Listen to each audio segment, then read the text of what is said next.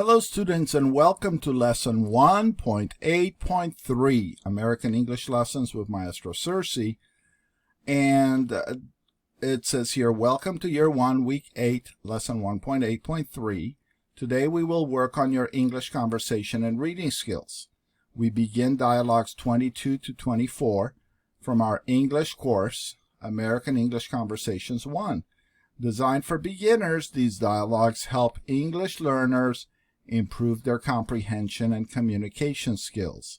You're encouraged to read along and pronounce together with the video below. Once you finish, don't forget to share what you've learned via the comment section below.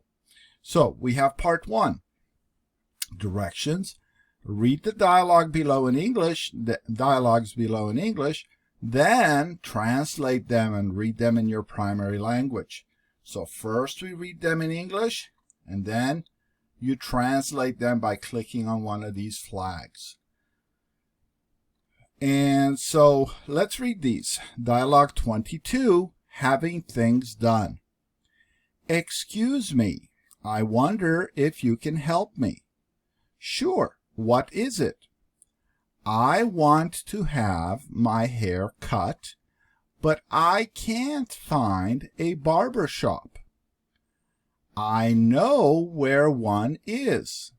Come on, I'll show you. Okay, so that was dialogue 22. Then we have dialogue 23, mailing letters, and we read this as well. Do you mind if we stop by the post office? I have to mail these letters and I don't have any stamps. Oh, I have some. We don't need to go all the way to the post office. That would save time. Can you let me have 2 airmail stamps and 1 regular one? Here you are. Are you sure that's enough? Yes, that's fine. Now all we have to do is find a mailbox. All right, so we finished with dialogue 23, mailing letters. And then we have dialogue 24, animals. That's a beautiful cat. I wonder who it belongs to. It belongs to the Browns. They live across the street from us. They have 3 cats, 2 dogs, and a canary. They certainly must like pets, but how do all these animals get along with each other? Don't ask me, ask the Browns. So we've read these 3 dialogues, having things done, dialogue 22, dialogue 23, mailing letters, and dialogue 24, animals. Don't forget to translate them now into your language by clicking on one of these flags. And after you're done with that, we have part 2. Watch, read along, and pronounce with the video below a minimum of 2 to 3 times. After you finish, let us know what you learned via the comment section below.